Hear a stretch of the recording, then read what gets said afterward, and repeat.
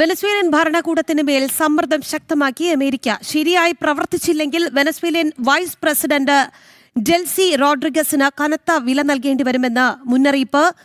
യുഎസിന്റെ പിടിയിലായ നിക്കോളാസ് മഡൂറോയെയും ഭാര്യ സിലിയ ഫ്ലോറസിനെയും ഇന്ന് ന്യൂയോർക്കിലെ കോടതിയിൽ ഹാജരാക്കും. വെനസ്വേലിയൻ വിഷയം ചർച്ച ചെയ്യാൻ ഇന്ന് UN സെക്യൂരിറ്റി കൗൺസിൽ യോഗവും ചേരുന്നുണ്ട്. വിവരങ്ങളുമായി ഐസൻ ജോസ് ചേരുകയാണ്. ഐസൻ, വെനസ്വേലിയൻ ഭരണകൂടത്തിന് മേൽ വീണ്ടും സമ്മർദ്ദം ശക്തമാക്കിയിരിക്കുകയാണ് അമേരിക്ക.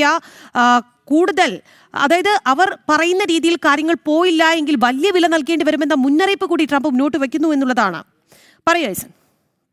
തീർച്ചയായും രാഖി, ട്രംപ് വാർത്താ സമ്മേളനം നടത്തിയത്, അതായത് ഈ ആക്രമണം നടന്ന അന്ന് വൈകുന്നേരം, ഇന്ത്യൻ സമയം വൈകുന്നേരം നടത്തിയ വാർത്താ സമ്മേളനത്തിൽ വളരെ കൃത്യമായി പറഞ്ഞിരുന്നത് ഇനി വെനിസ്വേല അമേരിക്ക നിയന്ത്രിക്കുമെന്നായിരുന്നു. അമേരിക്ക നിയന്ത്രിക്കുമെന്ന് കൃത്യമായി പറയുമ്പോൾ അതിനർത്ഥം തന്നെ അമേരിക്കയുടെ നിയന്ത്രണ പരിധിയിലുള്ള ഒരു ഭരണകൂടത്തെ അവിടെ സ്ഥാപിക്കുമെന്നായിരുന്നു.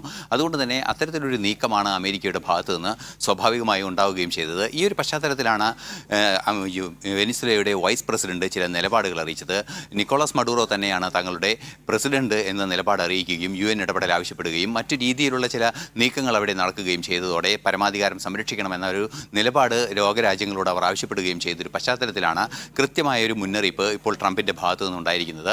ട്രംപ് പറയുന്ന രീതിയിൽ പ്രവർത്തിച്ചില്ലെങ്കിൽ കൂടുതൽ നടപടികൾ ഡെൽസി റോഡ്രിഗസിന് നേരെയും, അതായത് ഇപ്പോൾ ഉള്ള വൈസ് പ്രസിഡന്റിന് നേരെയും ഡെൽസി റോഡ്രിഗസിന് നേരെയും ഉണ്ടാകുമെന്ന കൃത്യമായൊരു നിലപാട് തന്നെയാണ് ഇപ്പോൾ ട്രംപ് അറിയിച്ചിരിക്കുന്നത്. അതിൽ നിന്നും ഒരു സൂചന നമുക്ക് വായിച്ചെടുക്കാൻ സാധിക്കുന്നത് ഇനിയും ഒരു നടപടിയിലേക്ക് അല്ലെങ്കിൽ ഇനിയും ഒരു നീക്കത്തിലേക്കുള്ള സാധ്യതയുണ്ട് എന്നാണ്. ഒരുപക്ഷേ ഡെൽസിയെ തന്നെ കസ്റ്റഡിയിലെടുക്കാനുള്ള സാധ്യത ഒട്ടും തന്നെ തള്ളിക്കളയാനാവില്ല എന്നതാണ് നമുക്ക് മനസ്സിലാക്കാൻ സാധിക്കുന്നത്.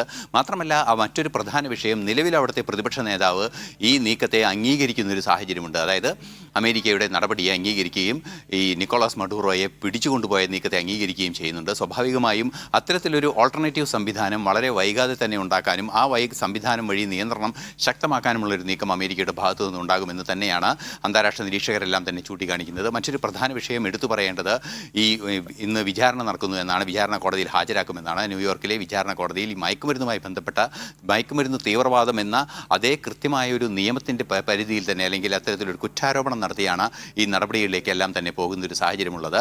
ആ ഒരു സാഹചര്യവും ഇന്ന് റിപ്പോർട്ട് ചെയ്യപ്പെടുന്നുണ്ട്. അതായത് നിക്കോളാസ് മഡൂറോയുടെയും അദ്ദേഹത്തിൻ്റെ ഭാര്യയുടെയും വിചാരണയ്ക്ക് വേണ്ടി അവരെ കോടതിയിൽ ഹാജരാക്കാനുള്ള നടപടികളൊന്നുണ്ടാകും എന്ന ഒരു കൃത്യമായ നിലപാട് അമേരിക്കയുടെ ഭാഗത്തു നിന്ന് അറിയിക്കുകയും ചെയ്യുന്നുണ്ട്.